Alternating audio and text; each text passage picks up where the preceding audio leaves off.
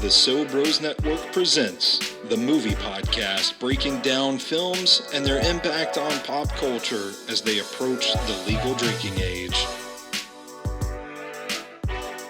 This is Drinking With. Now here's your host, Stephen McCash.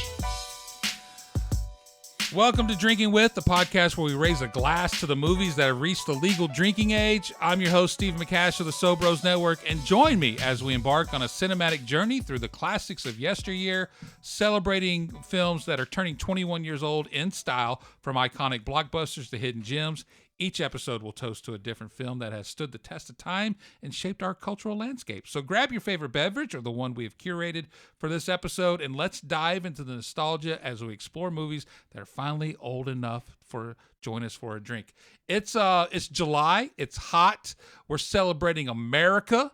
And joining me at the bar, as always, are the two best people I can think of to stumble out of a bar after a long discussion of movies. First is the resident film critic of the So Bros Network, Mr. Brandon Vick, who's also a member of the Southeastern Film Critics Association, a board member of the Music City Films Critics Association, and most importantly, the birth giver of the Vicks Flicks and Cinema Chronicles podcast that you can hear right here in the So Bros Network or anywhere where you get your podcast fill.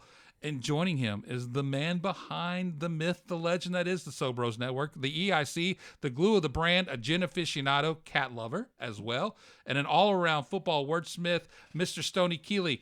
Gentlemen, happy 4th of July. Thank you. Thank you. Happy 4th. Yeah, it's the midsummer for me is when we start taking a swing back towards cooler weather. So it's one of my favorite times of year.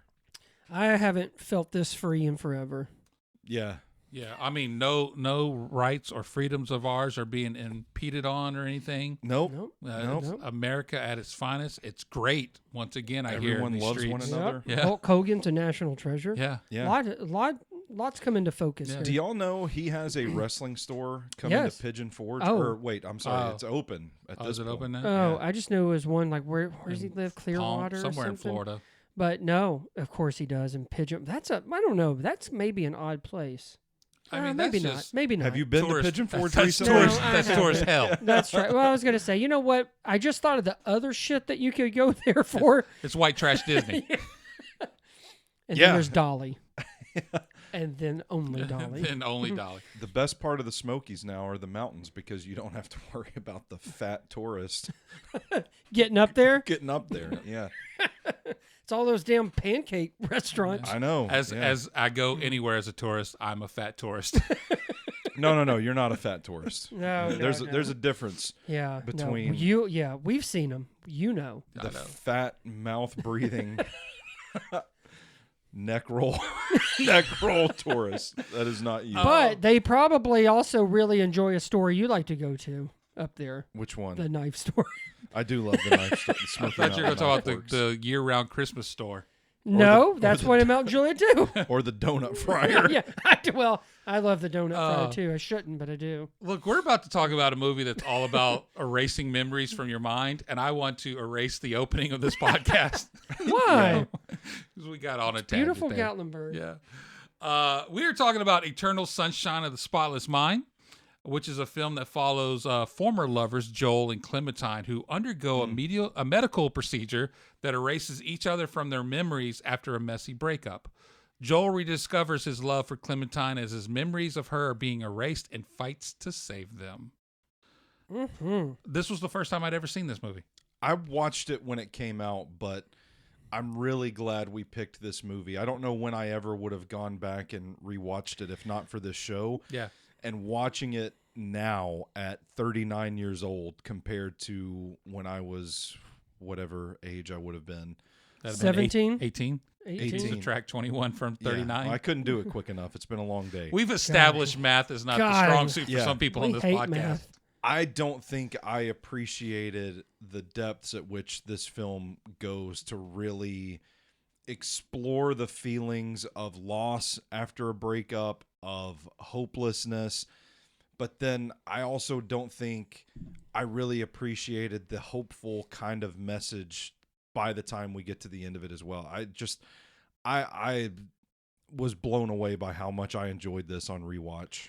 I remember thinking it was a depressing movie, and in some aspects it is, but it's not the journey I remember. Yeah. So I'm like you. I liked it then. I probably like it about the same now. I mean, Yeah. again, that's not a knock on it, but I think I do appreciate the story more, and I think in some ways at least you can identify with these two more so now than when we were just graduating high school. Well, back that's then. what So, I was thinking. Like, I don't know. I had gone through, like, I guess what you would call breakups, but they weren't like they weren't this devastating. the soul crushing, Yeah. back breaking breakups that you go through. I guess like with time and experience, that sort of thing. Like, because they're older in the movie. It's an older breakup, and they spend time together. I guess that's what I'm getting at, is like, you don't feel this level of emotional depth after a breakup after like 6 weeks or something like that. I was going to say much less if you're in high school or whatever too. Yeah. But yeah, that is true. And their characters are, it's just a different circumstance. For instance, like Jim Carrey's character on just meeting a woman.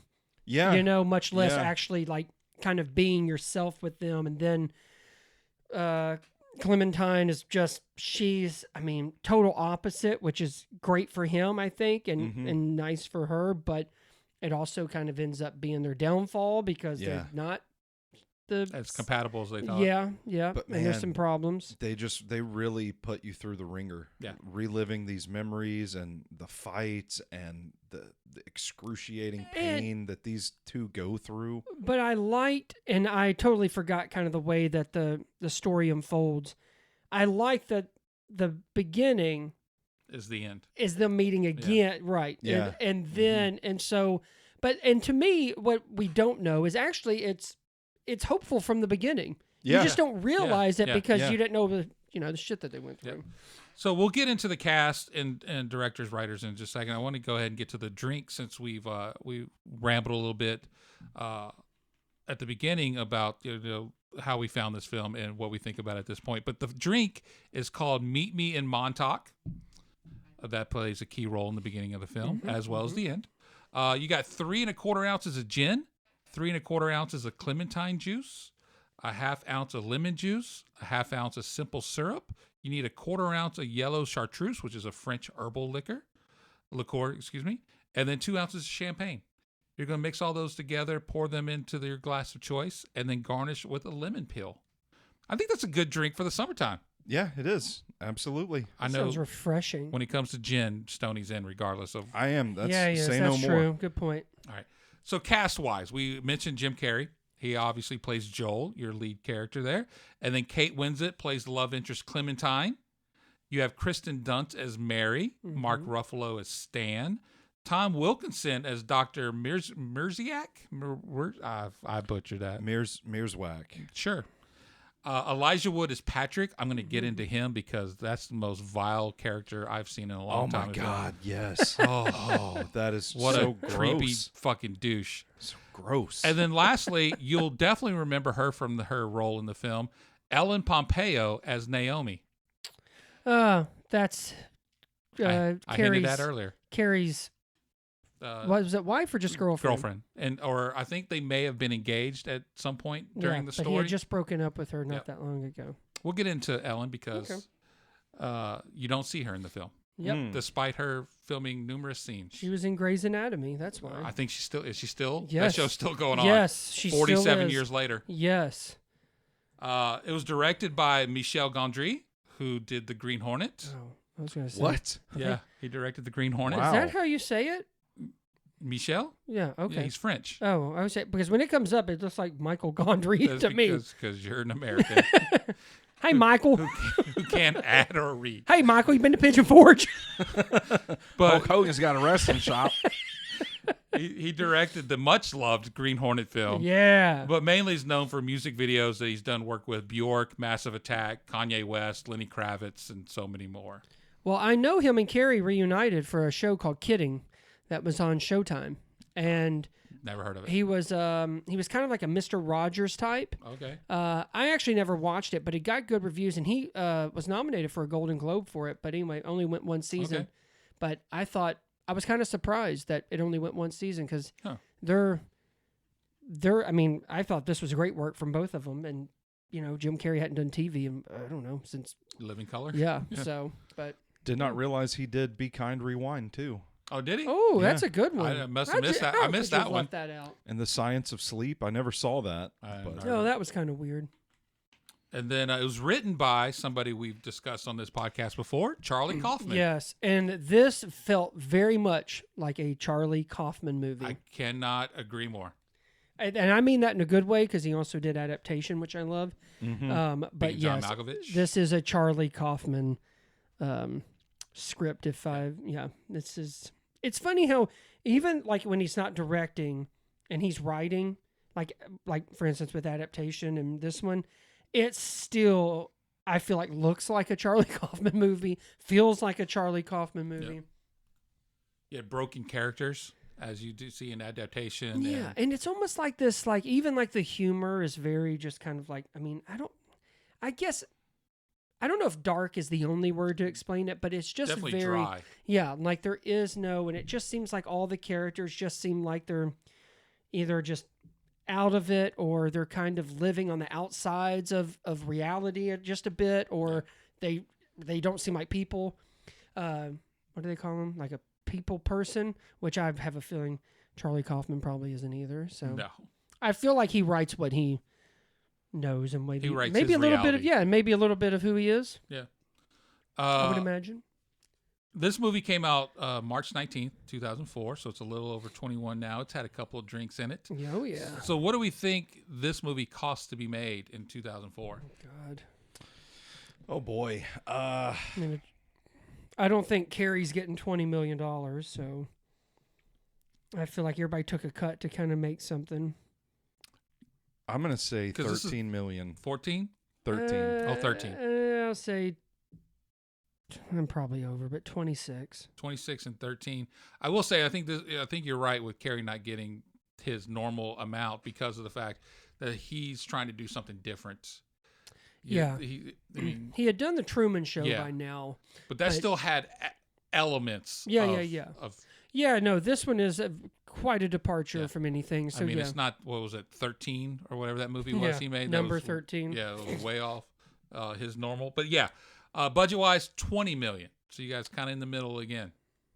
That makes Directly in the sense. middle. That makes sense because you think Kate Winslet, here's like, you can already tell a movie like this is not. But the one person I know that was making $15-20 million a movie was Yeah, I Scary. think he was making 20 a Yeah. yeah. I mean, there are some, CGI effects in there, but there's a lot of the practical effects as well Oh, that were yeah. filmed in this movie. But like I said, opened March 19th, 2004. It did not open number one at the box office, so we're going to talk about box office. It opened 7th overall, if you want to start your guessing. The only other major film to open that week was the Angelina Jolie thriller, Taking Lives, and Dawn Oh, of the man. Dead. Oh, that was a good one. Yeah. That's one of the few Zack Snyder movies I like. And so your top 5 for that week were Secret Window at number 5. Is Yes. that Johnny Yeah. Depp, right? Mm-hmm. Yeah. Number 4, Starsky and Hutch. Oh. Number Wow. 3, Taking Lives. Number 2, Passion of the Christ. Damn, You can't kill it. You can't. And then your number 1 film was Dawn of the Dead. It debuted at number 1. Yeah. So what do we think? What a time to be alive. Yeah, Yeah. U.S. Canada, Eternal Sunshine made. You may not have this, but I can't even. I mean, what kind of release was that? And it's I mean, are you talking like 1,200? I mean, did they even get to 1,200? I would think so with Carrey and Winslet's name. I would think that had to have Yeah. gone. But Jim Carrey ain't funny in this one, so if it opened 7th overall, Dawn of the Dead, I think Dawn of the Dead probably made, even if it was great, in the 30s, maybe. I'm gonna say. I think it's single digits. I feel like it I'm probably gonna made say. like. Go well, ahead. go ahead. You had it first. I just feel like I don't know. 8 popped into my head. I was gonna say 6. I 6 will- million. I'm trying to. I wanted to see like where it opened as far as screens. Whatever wide release it Yeah, was. which I can come back to. But Opening weekend, it made $8.175 million. Damn. So it did pretty good. There you go. Yeah. Considering if you compare it towards its budget. And obviously, if you're doing that, it was a hit because worldwide altogether it made about $73.4 million. I mean, Wow. yeah. I would not have guessed that. Yeah. No, I wouldn't either. I remember the movie being everywhere because the poster to me is iconic. I visualize that. Yeah. constantly. Yeah. Mm-hmm. This was a film that I never had a desire to see, not because I didn't like anybody in it or I saw the previews for it and I was like, I don't get the concept, so I'm just moving on. Yeah. And then if, like you said, if it hadn't have been for this podcast, I probably never would have seen it.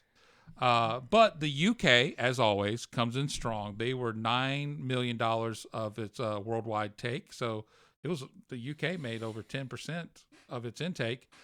France, $3.5 million. And then our good friends in Bulgaria, $14,800.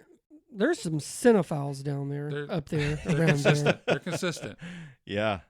I looked. It looks like that was it. I went on IMDb just to see the premiere was March 9th, and by March 19th, it says in the United States. I don't know what many screens, but Oh, I have it here. Opening 1,353 okay, so theaters. 1,300. Yeah. That's pretty good because most of them are still 2,000. If you're really big, you're in the 3,000s. So that's pretty good for 1,300 screens. And it stayed at 13 for about 3 weeks, and then it dropped down to 1,100, 700, 600, 500 throughout the Memorial Day weekend. Doesn't that sound strange that it just didn't go completely out of theaters in 3 weeks and you can watch it in 2? Yeah. It does. The weekend of June 4th was its final weekend. Wow. You can't God, do that today. that's unheard of. Yeah, you can't Yeah. do it. Holy shit. It ranked in the top 10 from, what did I say? It was the 13th that it opened? Oh, 19th. 19th through March 29th. It stayed in the top 10. So it had a good 2.5 couple weeks. weeks, yeah. For a little, so-called, with $20 million, that's an indie film. Oh, yeah. I mean, it's got Yeah. a studio behind it, but Yeah, but still, and clearly that was the case because that budget didn't become 40 because 15 went to Jim Carrey. I Yeah. mean, so that was built. That's an indie for sure. Kate's an Oscar winner at this point. Yeah. Yeah. Yeah. Is Was she? Did she not win for Titanic, or am I? No. She won for the reader. Okay, because Titanic won everything. I just Yeah. assumed Yep. she won. Nope, she Okay. didn't win. Things that won. Rotten Tomatoes. Did the Eternal Sunshine of the Spotless Oh, Mind win yeah. with the critics? Yeah, I'm gonna say 257 reviews. 75. 75. Stoney, I'm going to say 87. you're closer. 92. Yeah. God, I should have man. gone higher. This is super fresh. Again, 250,000 plus reviews from the audience for the popcorn meter. Where does Eternal set? See, I don't know. I'm conflicted about this because, I can't imagine. I don't know how wide casual audiences would feel about this film, but there's also that part of me that remembers being in college and hearing everybody talk about this film as this is the indie art house underground. Everybody likes this movie. But this also accounts for people who have caught up with it over the years, who think it's like no one knew about it till they saw it 5 years ago. Yeah. Mhm. I don't think it's in the 90s, but I bet you it's 86. I think it's high. I'm gonna say 89. 86 and 89. Now, to jump off what you said, Stoney, it being like the college film, the indie college film for people that age. You thought you were cool if you'd seen it, knew Yeah. about it. I go back to when I was in college, and Reality Bites was that film for my age. Where granted, it had name. Ben Stiller was a name, but he wasn't a name at that time. Ethan Hawke and Winona Ryder are probably the biggest names at that point. and even then, I don't know if you really true. casual. Yeah. they're no Ron Perlman At that point. exactly. In their careers. And so I kind of see Eternal Sunshine could have been that movie. But no, you're both wrong again. 94%. Wow, From I did from the not think critics, it would from the be audience. I didn't think it'd be higher than the critics one. Man, I did not realize Kate Winslet has been nominated Oh yeah, 7 times. she's only won once, right? Yeah, I thought she had won for Titanic as well, but Brandon's right. She did not win until Who won The that Reader. year then? That's a good question. I don't even know who was nominated that year. I couldn't tell you another. But some people think DiCaprio was nominated for Titanic. He wasn't. Yeah. I think the old lady was. And she's in like 3 scenes. Yep. Well, that's like Judi Dench was what, only in Shakespeare in Love in 8 minutes? Yeah. Kate Winslet lost that year to Helen Hunt.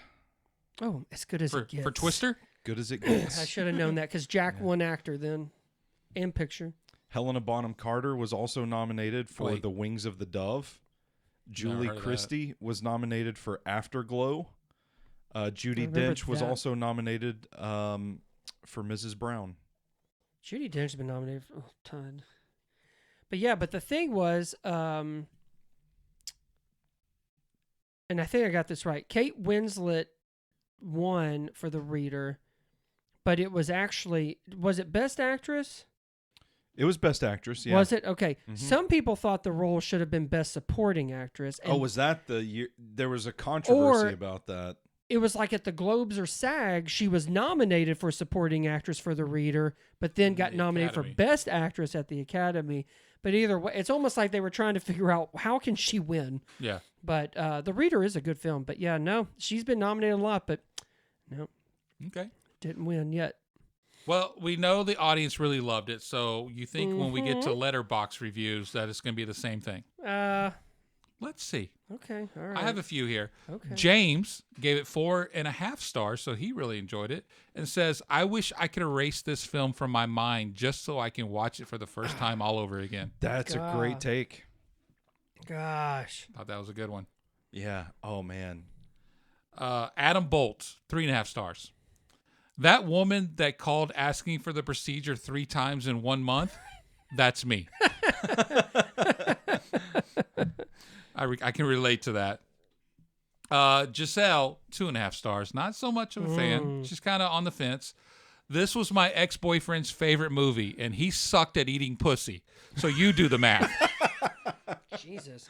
So she should erase him Yeah. Yeah. from her memory. That's hurtful. Yeah, if I was her Sucked at ex-boyfriend, I'd eating be like, oh pussy. my God. Man. Oh.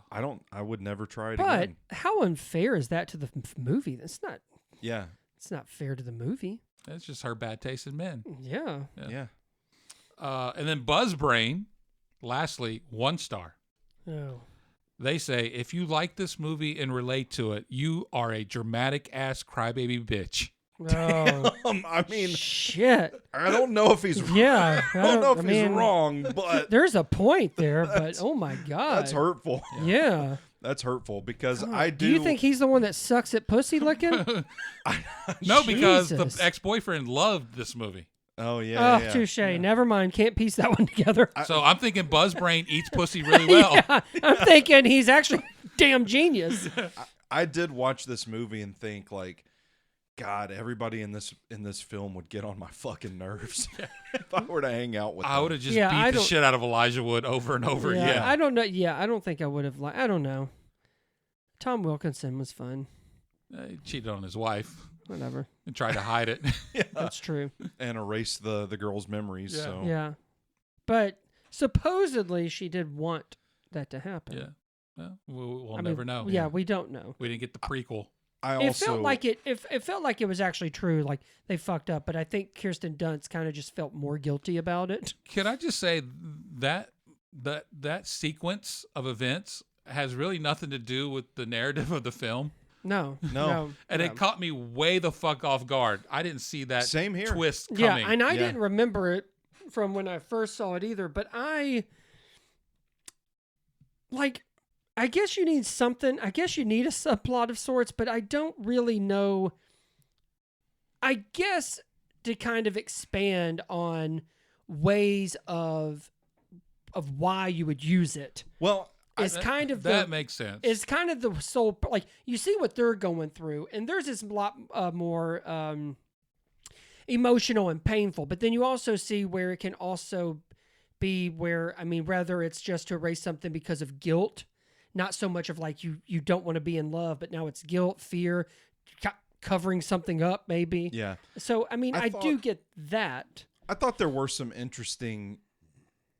there were a couple of interesting messages to come out of that. Well, and Elijah Wood too. I'm sorry. That also how you can manipulate it. It was kind of like we're so focused on Jolie and Clem that we kind of forget, like, I thought it was kind of a nice metaphor. Metaphor is not the right word. Nice example of how we can feel like we are going through hell ourselves, but there is still other stuff in the world going on. Like, I thought it was nice, like, Kirsten Dunst and Mark Ruffalo's characters are like dancing and having a good time in their fucking underwear while this is happening to Joel. And it's like, weirdest threesome ever.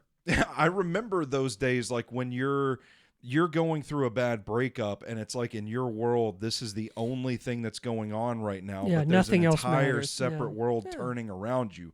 So I kind of took it as that, but also that it's kind of a case, kind of like what you're saying, where like there's a use for this everywhere. It's almost like, man, if we could actually do this in real life and have this procedure and have stuff taken away, like everybody would do it. And it kind of makes you think about those things in your life that you have that you would erase or, you know, at the time, like going through such a bad breakup, you want that pain to be gone. You feel it like every day is just about getting to the next day, and how nice it would be in the moment, which is kind of part of the arc we get to by the end, is like ultimately, you know, we realize, oh man, I don't think I really would do that. Like, you do still want to hold on to the good memories, but in the moment, in our weakest times during a period like this, it's like, I wish I could just make this pain go away. Well, and I feel like it's, and in almost any of us, it was where like it, you know, and anything can be taken advantage of.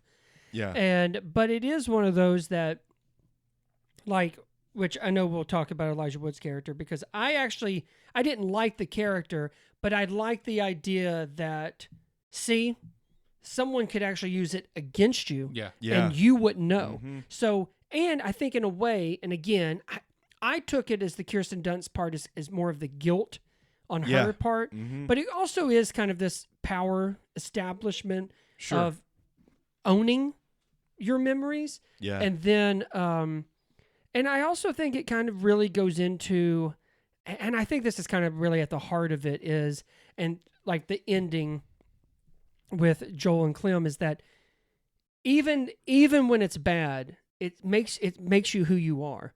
Yeah. And without it, you're never, and also it also looks like you kind of repeat it anyway. It's almost like you can't get in the way of life. You may not remember it, but then, you know, you at least know 2 situations people met up anyway.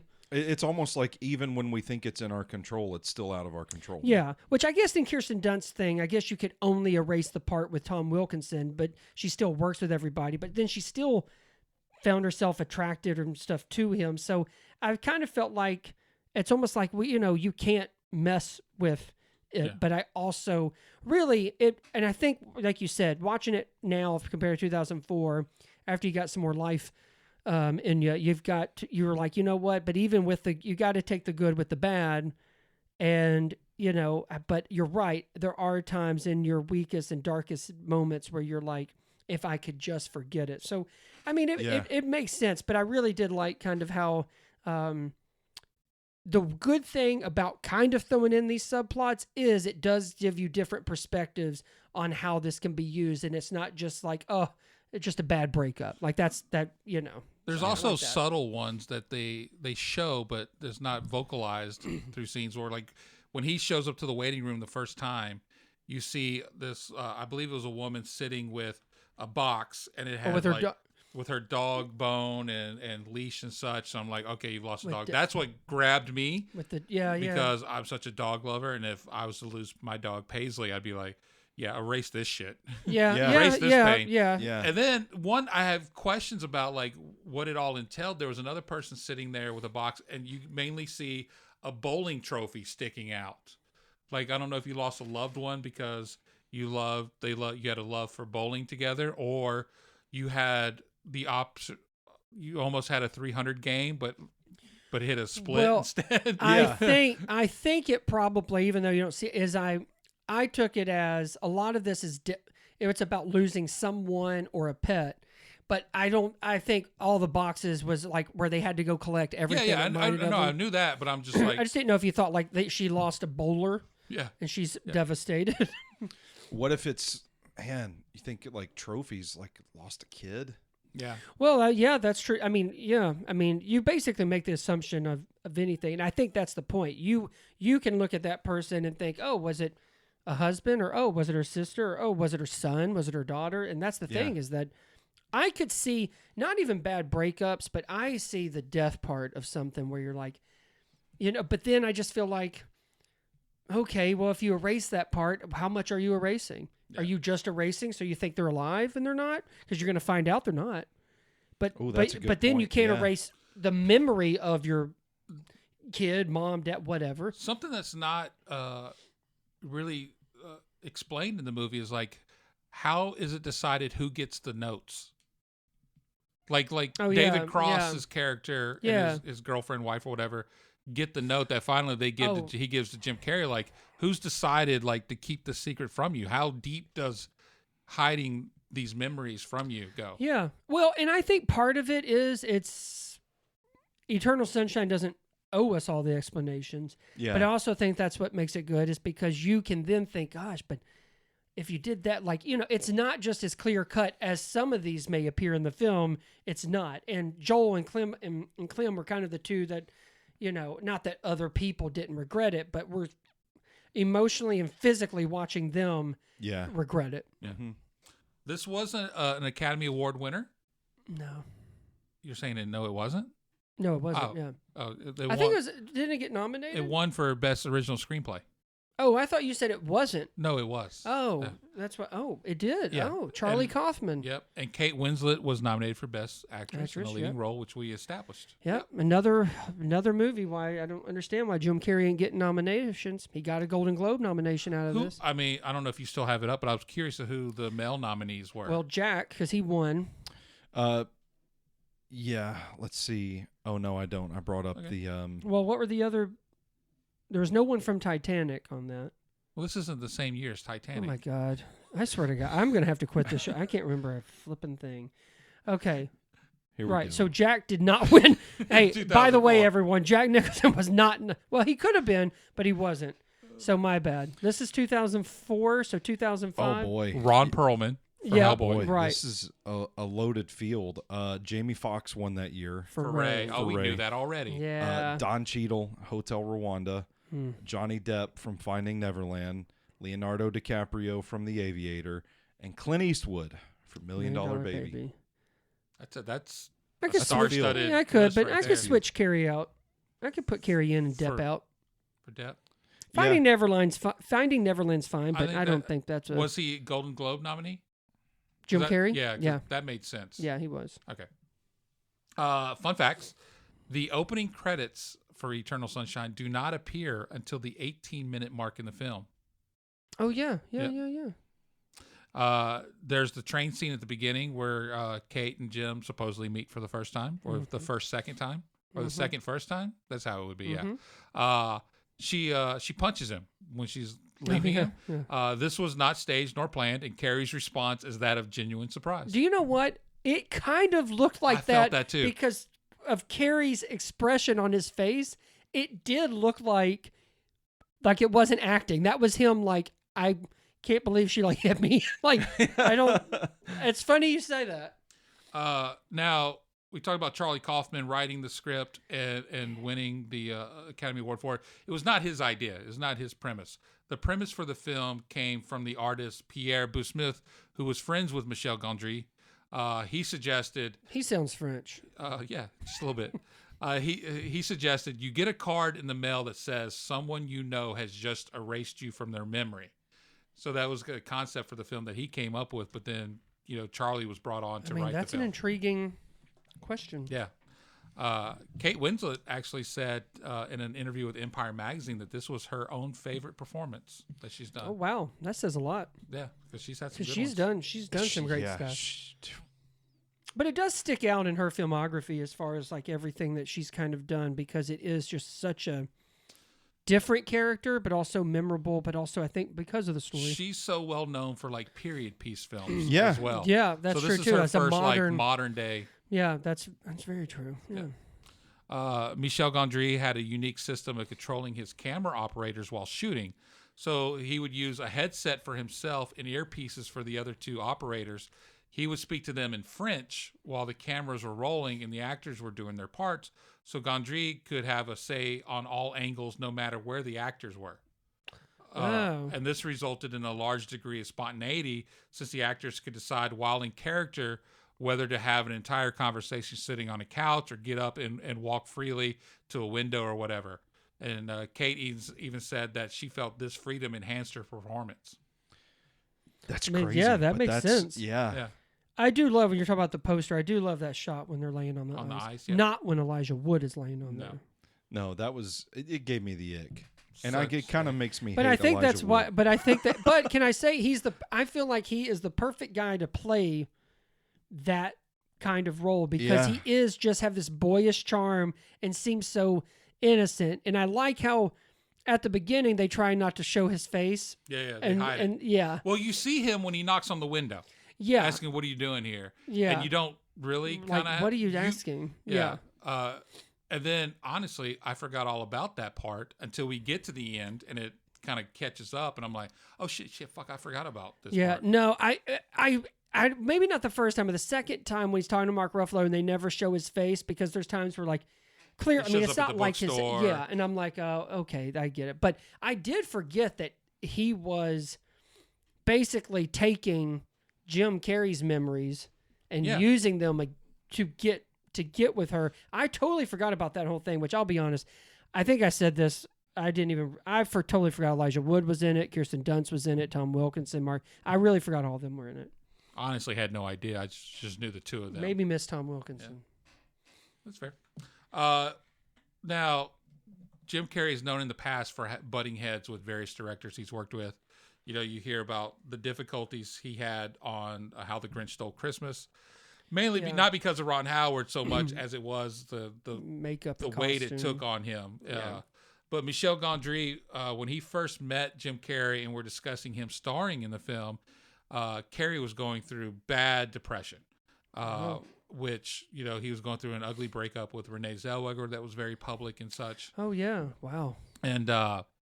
And Michel Gondry said that he was forbidden to go to therapy or seek any kind of treatment.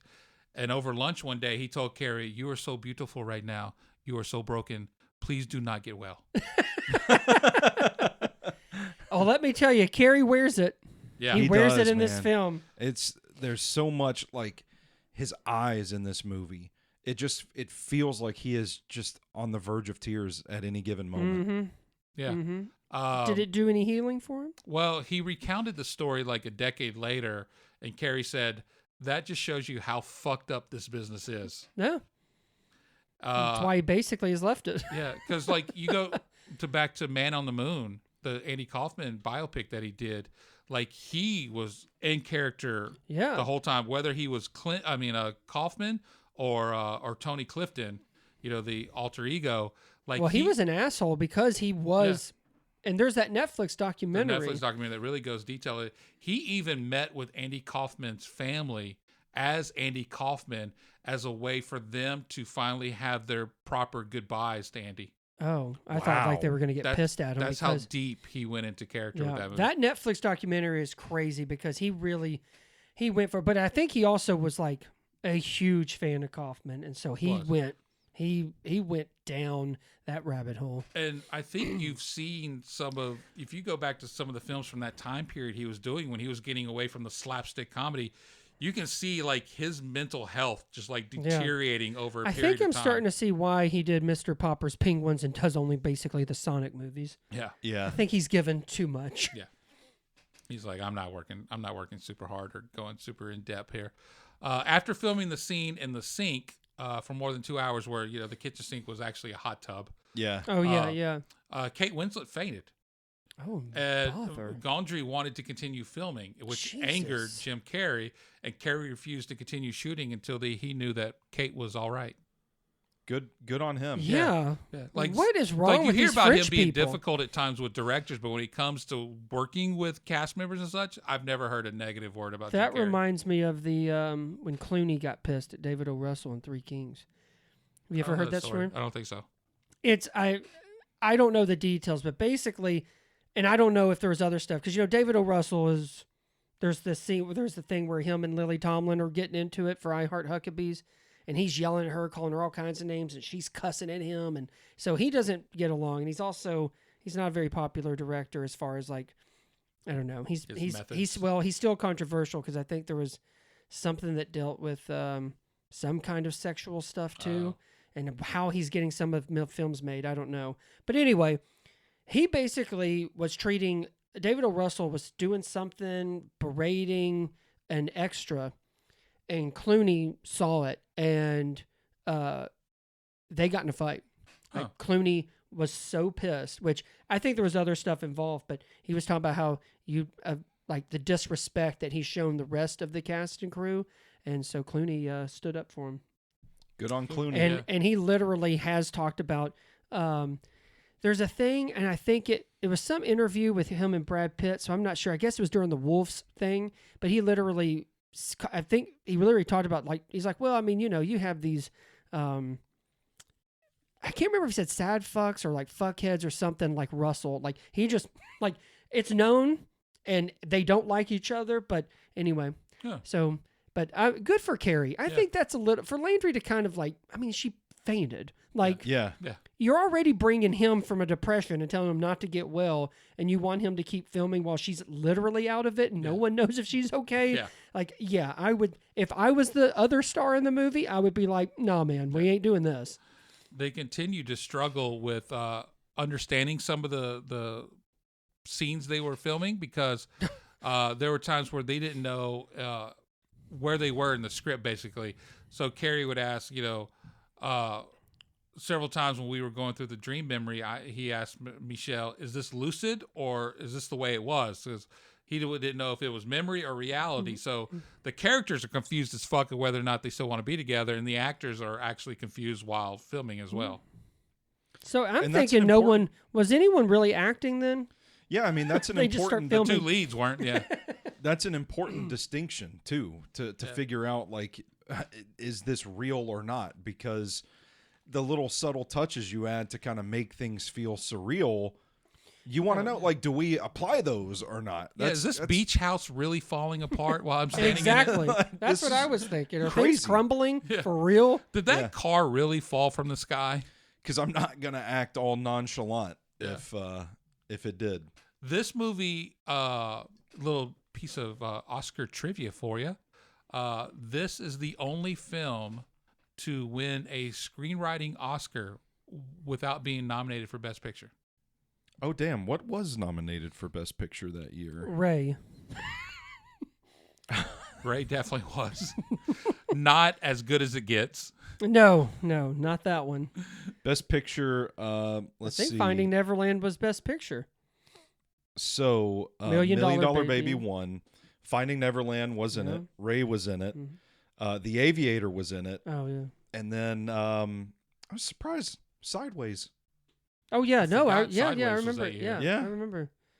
I thought Sideways won more than it did. Okay.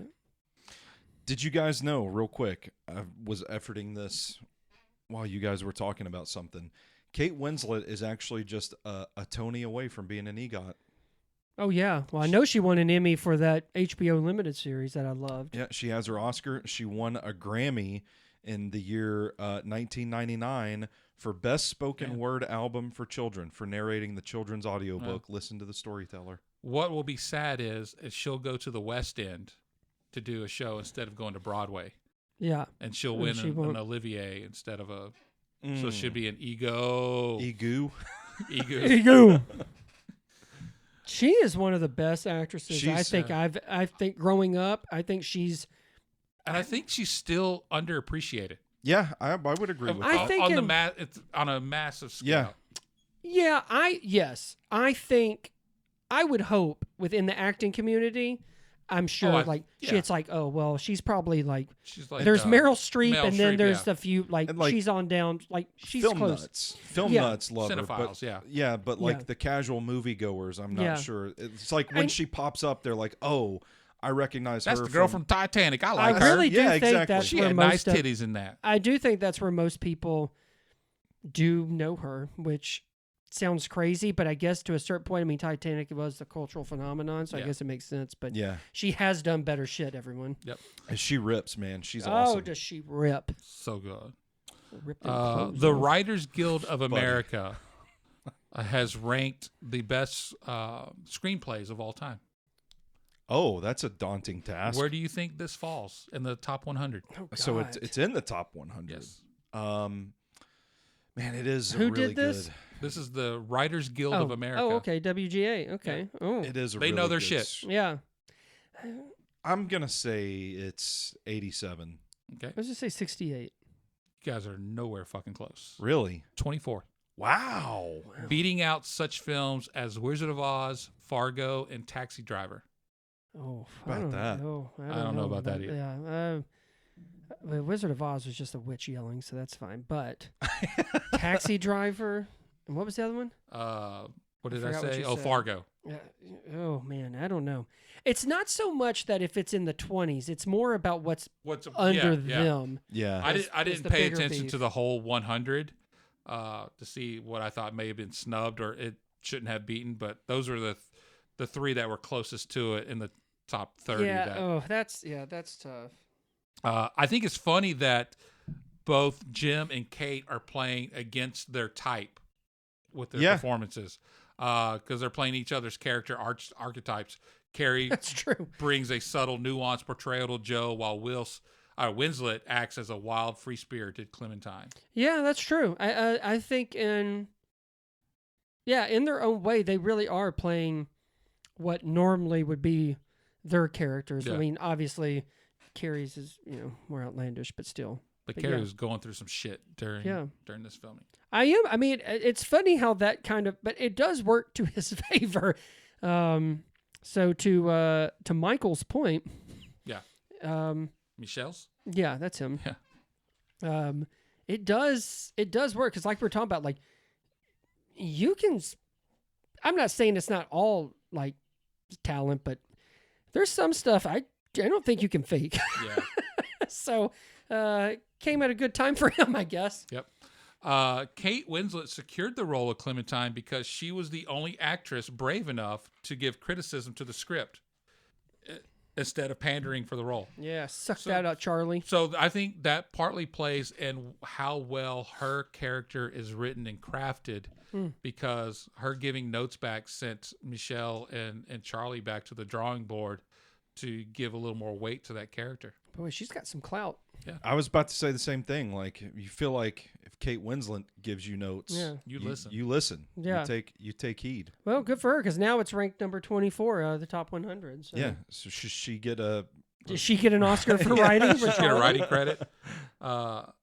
I do think it's funny though. If you go back, and I think you can find it on YouTube when Charlie Kaufman accepts his award, he does not mention the artist that came up with the concept of the film at all during his speech. Oof. Ooh. Oof. Tough scene. Yeah, Americans.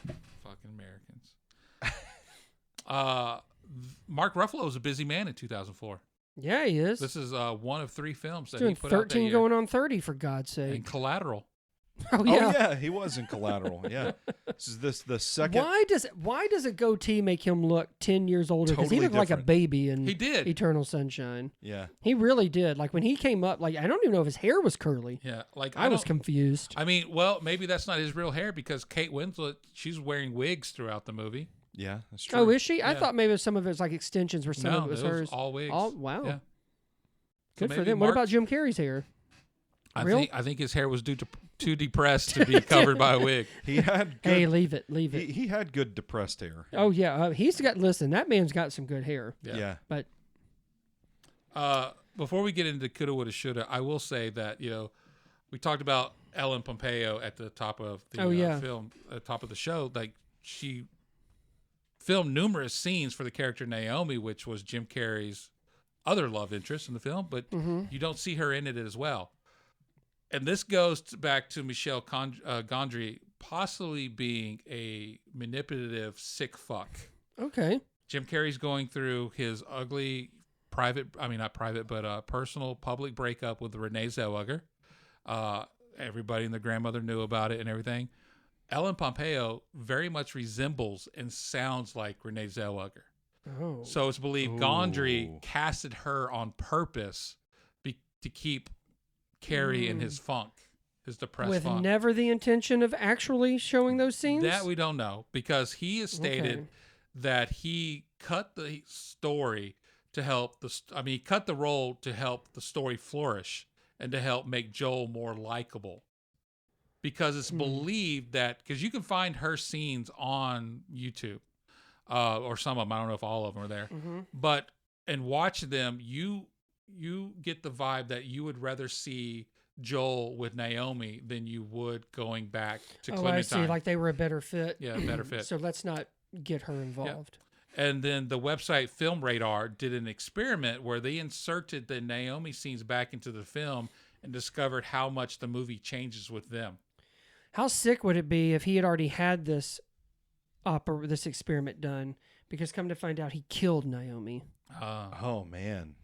I'm just saying. Yep. The sequel. Now, take out Michel Gondry and put in Eli Roth, and what kind of movie you got? Oh.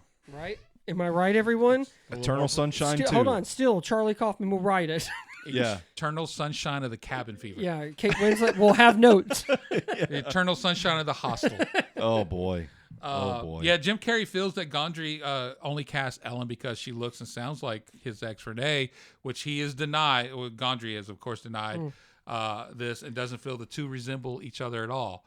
But they actually fucking do. Bullshit. Yeah. Bullshit. So wait a minute. Who am I going to believe, Jim Carrey, or am I going to believe the guy that wanted Carrey to be in his depression throughout and wanted to film while Kate Winslet was passed out? Yeah. So Gondry does feel that the chemistry between Carrey and Pompeo was so good that the scenes with them would have put audience members pitting Naomi and Clementine against each other, which I agree. That I understand. Yeah. If I didn't know any better, I would not think Carrey and Gondry would have worked together again. But since they did the show, I guess so. He was fine. Do you know who was offered the role originally of Joel instead of Jim Carrey? Nicolas Cage. Right. You're right, sir. No, for real? For real. Well, adaptation had already happened. Charlie Kaufman. And I feel like every time we do this, Nicolas Cage is involved.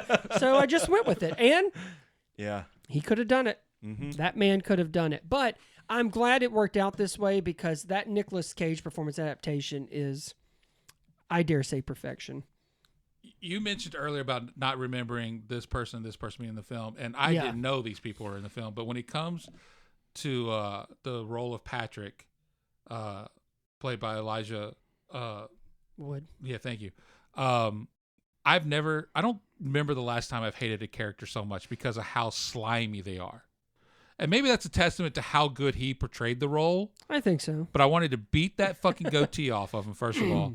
And then just like, I've known people like that in real life when I was younger. That's what stirs it up. Seeing them manipulate the opposite sex that they were going after because they knew things that the other person didn't know. And that just, just want to beat shit out. Gives you the ick. But that tells you just, like, again, going back to the conversation we had a little bit ago, is that is also how that could be used. Yeah. So it's funny how we kind of think about it on, like, whether it's painful or, sad or tragic or whatever, but there's also people, like everything that happens that gets invented, they find ways to take advantage, manipulate, people, things, whatever. He was also really easy to hate in Sin City too. Oh yeah, he was a bastard. Oh, what about Frodo? Oh my God! I never wasted my time with those movies. So we can't. We gotta. You just keep reading those notes. But first Hellboy, now the Lord of the Rings. Now you're going to tell me about My Lord of the God. Rings? No, sir.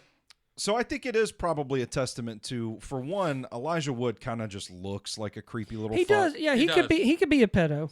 but he. I'm not going to go that fucking far. That's a little harsh. Just He was saying. in The Monkey? Why do I not remember him in The Monkey? I didn't see the monkey. Oh yeah, no, it was quick. Okay. But to the point, He plays like being, a husband or like something. he probably is just better than he's given credit for. Honestly, I think it, and I like that he's not afraid to take on these gross characters because I would imagine he's not like that in real life at all. Would hope Yeah. not. But you know, they've got meat on the bones. yeah. But you also, I mean, you're thinking like, I mean, my God, he's been working since he was like 5. He was in The Good Son with Macaulay Culkin when they were both just like little kids. So I mean, I kind of like that he, and he's done some off the wall movies and different characters, but where he's played a serial killer and stuff Maniac, like that. Yeah, the remake of yeah. Maniac. So I think he's kind of drawn to that, and sometimes I feel like it's because that he is the total opposite of anything. But to get in that kind of mindset, I mean, playing a serial killer compared to someone like this, like I'll be honest, someone like this, like Patrick. That, I mean, not that serial killers aren't real, but the Patricks of the world are the grossest that you just know. Like, I don't know. It's a power move, and it's also just like y'all said. It gives you the ick. Very well. Yep. But I think he's a good actor. Yeah. His first credit is the Paul Abdul video, "Forever Your Girl." Damn. How about that? Did not know that. But other people auditioned for the role of Patrick. Could you imagine Seth Rogen being that creepy? No, he's too damn goofy. lovable and goofy. Too goofy. But he did audition. Other people that were up for the role that the studio wanted for God. Clementine. Vin Diesel. No Clementine. Vin Diesel. Vin Diesel. Not Vin Diesel or Nick Cage or The Rock. All right. Any guesses on who the studio had? 2004. Yep. Angelina Jolie. Had Nicole Kidman. Nicole Kidman is one. Was Brittany Murphy still around? Maybe. I think she was doing Uptown. I think she was still alive. I think she was. Yeah. Don't say a word. And Uptown Girls, I think, were around there. Okay. But no. No? Okay. An Academy Award nominee. Wait, she was in Sin City, wasn't she? In the first one. Yeah, and that was 2005. Yeah. So maybe We'll get to They that just next didn't want year. it. They didn't want her. they didn't No. want her. They She didn't would have want been her. great. She would have No. been great. in Nicole that. Kidman was one. And Catherine Zeta-Jones. Oh, that makes sense too. That's Yep. right off Chicago. Right after she won an Oscar. Yep. But somebody else who turned down the role of Joel before they got to Jim Carrey, and I think this changes the movie fucking completely. Denzel Washington. I could Wow. not see that happen. I can't see that either. The man No. could do anything. He can do anything, but then it's not. You're right. Like we would be talking about a totally different movie, Yeah. a totally different one. I wouldn't doubt if, like, I don't know, it ends up where Ridley Scott takes over and it ends up being some action Sword and sci-fi shield. movie. Yeah, And then it turns into a Shakespearean play. right. Yeah, Correct. of course. Othello ain't got shit on me. That's right. I'm interested in seeing that film, but I don't want to fuck with what we have Yeah, here. no, I wouldn't change any of that stuff Let out. Ryan Coogler remake Eternal Sunshine with Denzel Washington. I could see Nicole Kidman having a shot at Kate Winslet's part, but they're just, you know what? I don't think before this movie anybody would have thought that Jim Carrey and Kate Winslet would do a movie together of any sorts, especially one like this one. And I mean, it sounds crazy and it sounds absurd, but after, like I said, after watching it again, it fits. It feels right. I do believe, as much as I enjoyed it, I don't think this is a movie I'll probably ever rewatch. Yeah, Not that it's bad. Like I No. said, I like the movie, but there are films that you really like, that you're like, all right, I don't need to see it again. Yeah. Well, I might and watch this movie again tonight. a lot of it is the subject matter. I mean, it kind of depends on how much do you want to settle on it. But again, it is hopeful. So I mean, it's not like watching Requiem for a Dream over and over. Right. That's depressing as I'm hell. not watching Kids over and over. Yeah. again. So, that's all the notes I have for Eternal, unless we have some more to add to it. But, we have our Mount Rushmore question. But a question I brought up before we started recording is like, are there moments in your life, personal or not, that you would like to erase from your memory? And I have one. It's nothing that happened to me personally, while you guys think about yours. But I would love to go back in time and erase the 2008 NCAA Men's National Championship game. Because fuck Kansas and fuck John Calipari. That was rough. That was, oh boy, that was rough. The NCAA has erased it from their memory in their record books. Because the banner doesn't hang in the FedEx Forum anymore for Memphis being even in the game. Yeah. But yeah, that's my memory. I went to support a friend in a I don't remember if it was a play or if it was like a chorus performance or what. The memory of everything except for this incident has been wiped from my memory already. But I went and they were doing some giveaway, and you had to, like, your name was on your ticket kind of deal. It was like you order a ticket for Stoney Keeley kind of deal, and they would draw the tickets out raffle style. And I was sitting in the crowd. This is in a high school auditorium, and there's at least like 300 people there. It was a big crowd. Hanging from the rafters. And they called a name, and you would go up and get your prize, and it was like a gift card for dinner or something like that. And I swear I heard my name. And so your name is so common. I can see how it happens. I'm like, talking while they say it, and I'm like, I think they just said my name. And at least 4 people that I was with in the row were like, they did not say your name. That was not your name. And I said, no, I swear I heard my name. But what's funny is that you could wait to see if they say it again. Nobody was going up to claim the gift card. All right. Well, that plays so then I turn around. I'm like, man, I swear. And finally somebody was like, well, go on up there then. Go on up there. So I did. Go on up there, dumbass. Yeah, go up there, buddy. I walked up in front of like 300 people, and just Stoney. And they're like, Stoney Keeley. You drew Keeley. my name. And they're looking at the piece of paper, and they're just like, no, it's Stanley Greenlee. I wish you would. Yeah, I wish you knew the name that they. So then I had to turn around, go back up the bleachers. Yeah. And sit down. And to this day, I think that's the most embarrassed I've ever been in my life. It's just shouting my name on stage in front of 300 people, thinking I had won a gift card to Longhorn. Jeez, Stoney. And then them telling me, no, we did not. What? Like, no. It was almost. Shoo. And at one point, like, one of the ladies came over to me as if like, stop yelling. Hey. What did you say your name was? Security. Yeah. And I'm like, just standing there. And of course, everybody in the bleachers that I was with was just erupting with laughter. Like, you dumb fuck. And so I sat down, and I don't think I said another word the entire night. I just drove home in silence. But I would like to erase that from my memory. That's a good one. I have a couple. I would like to erase Movie 43 and Cursed from my mind. Cursed was awesome. But then I'm with you on Movie 43. But here's the thing. But do I end up watching it anyway? So you might, yeah. I'm not sure. I'm not really sure how that goes as far as movies. Movie 43 is the worst movie I've ever seen in my life. Yeah. And everybody and their grandmother's in that fucking movie. I would like to erase McCash's movie taste. Okay. So really, it would have to be him that does it. Yeah, okay. You know what? I'll be honest, and I was joking with you guys before we hit play on this or record or however these machines work. And I actually think there probably is a lot more stuff, but I'll be honest with you. Erased a lot. I think I can't remember them anyway, so I guess who cares? If there was one thing I would love to erase, not the memory. Is it the memory of it, or can I like erase it from ever happening? Well, I mean, that would be a different movie we're talking about. That's true. That'd be Men in Black. The memory of getting in my first car accident driving. Oh, man. Was...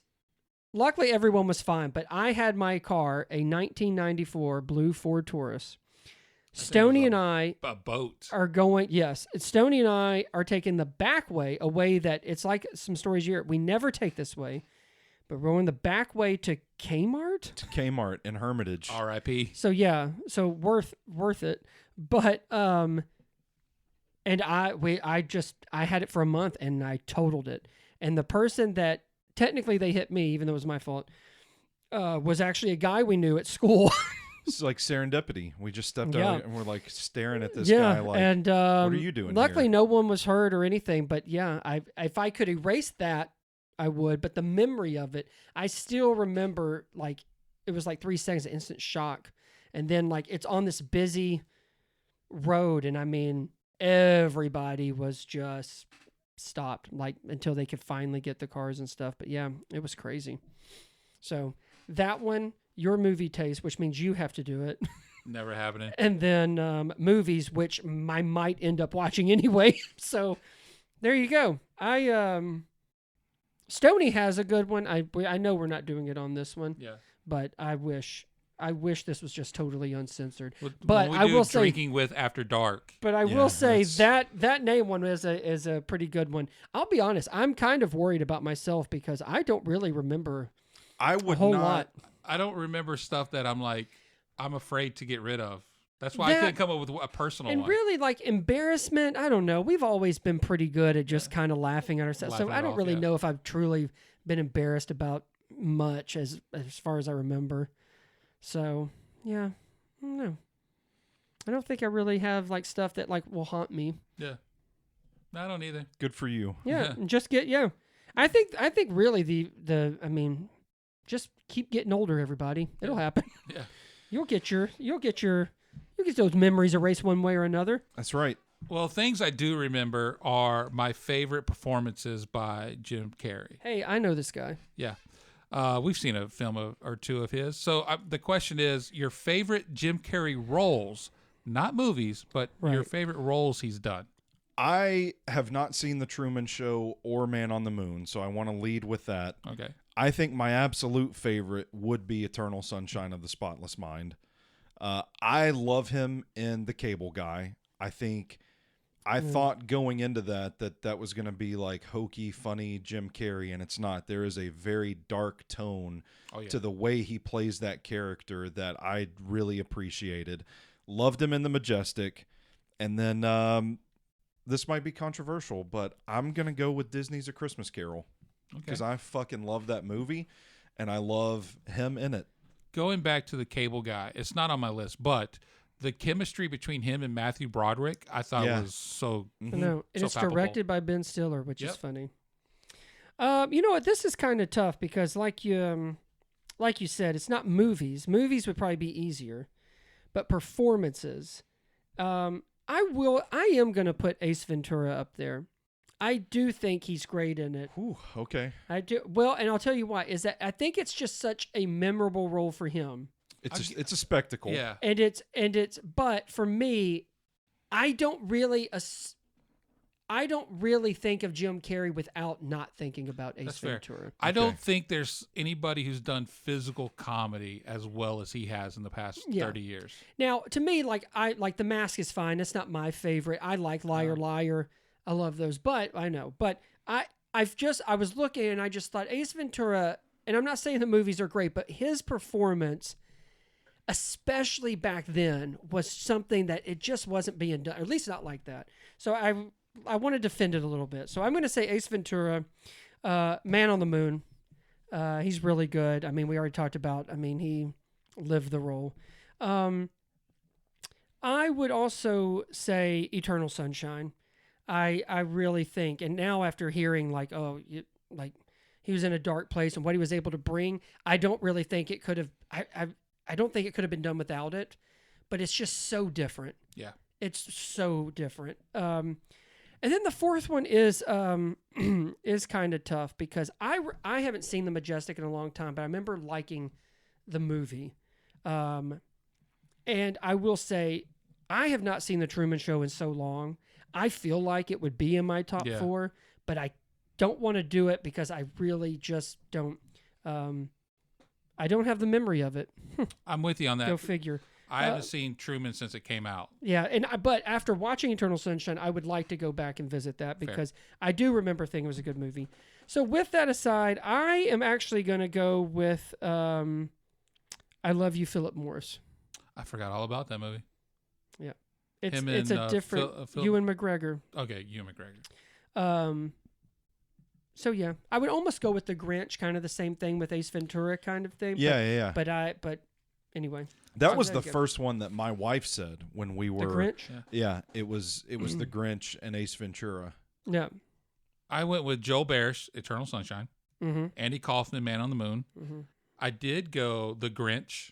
Okay. Because his Grinch is so much different from the original animated. Oh, yeah. How dark it is. Oh, yeah. And then I went with Stanley Ipkiss from The Mask. From The Mask. Yeah. Which I get that, That's too. my favorite Jim Carrey movie, too. I feel like his kind of comedy is what kind of draws you in. And, I mean, yes, it can be silly, which is kind of what Will Ferrell and a lot of them have tried to do in their own way. But like I said, so, yeah. He's done some great stuff. He doesn't have to do anything. I kind of wish he would, and besides the Sonic movies. But honestly, the Sonic movies are better than they should be because it's the Jim Carrey from the 90s.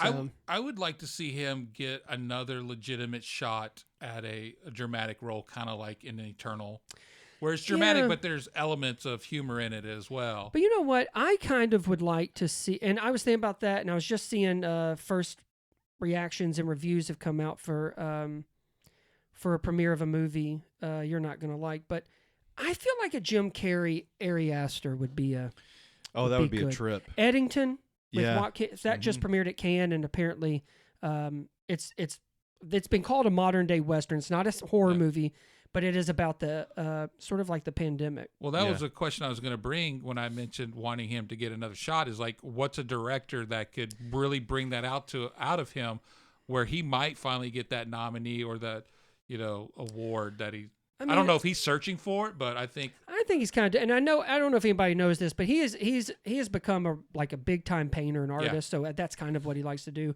But I think Ari Aster, would be able to do some stuff with him. I'm not going towards Tarantino or Scorsese or something like that. I feel like it's got to be somebody like Ari Aster that like wants to kind of really change it up a bit, and I think Jim Carrey would do it. I don't know. That director just popped in my head. I just feel like it's a match made in heaven for them, kind of like the way Joaquin works with Ari Aster. Like, it's just different, but I know Jim Carrey can go there, so that would be mine. What about him in an Alexander Payne film, like the George Clooney Descendants kind of vibe? Yeah. Something like that. I could see something like that. I'm just thinking, like, get him to that emotional place again. Yeah. Alexander Payne is a good example, and you can see, like, just with like the holdovers, Paul Giamatti, it doesn't have to be the handsome, which I mean, even George Clooney is not George Clooney in Descendants. Yeah, so, yeah, I kind of like. I don't necessarily have an answer because I don't like his films, but I think Ari is a good choice, like you said. But I could see Carrey over the years becoming a new generation's Bill Murray. Oh, yeah, I could like see that too. Yeah. So maybe Wes Anderson could capture. I kind of thought that, but I don't know Wes Anderson films well enough to know when it comes to the dramatic aspects of. Well, there. Yeah. Well, when coming to the Bill Murray, yes, Wes Anderson would be. Yes, but there's also kind of like there's Wes Anderson to me, like that Darjeeling Limited. Yeah. And what's the submarine one?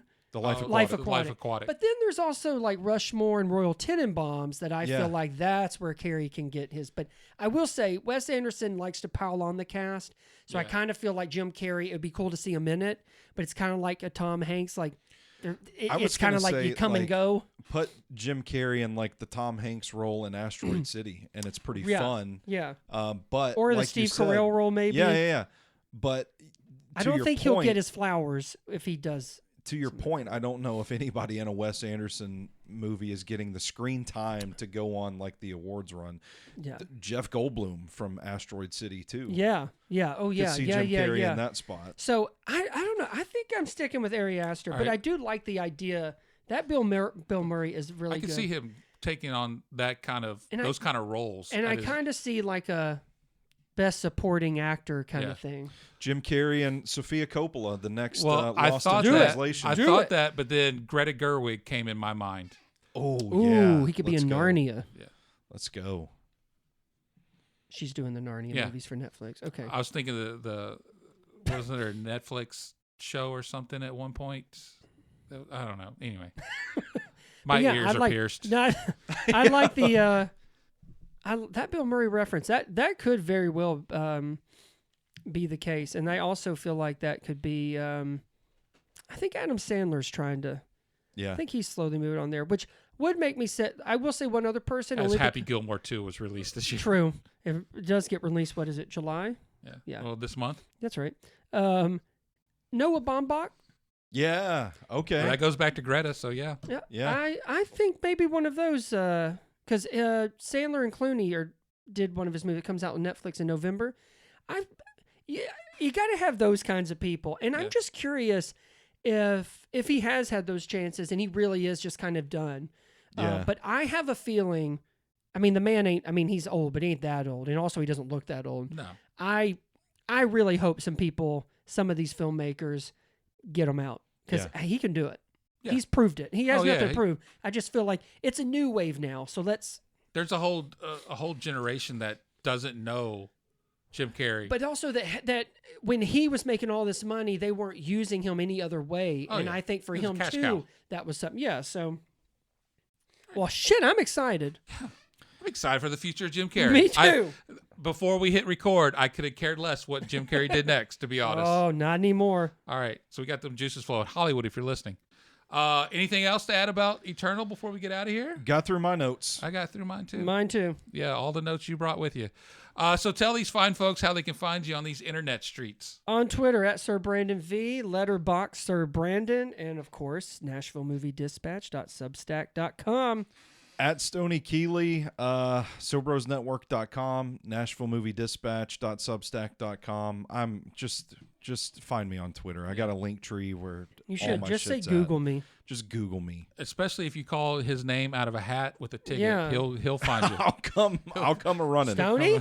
Oh, I didn't even tell you guys the best part of that story is that Dr. Kevin Dyson was one of the people, Titans legend, Dr. Kevin Dyson was one of the people on stage that I'm standing in front of, like Stoney What I Keeley. love is, but like you said, it was like a Longhorn Outback steak gift card. Like Yeah. it wasn't even anything autographed, nothing. I It's like, should have give me- just stayed give in it- my seat. Yeah, you should listen to your friends.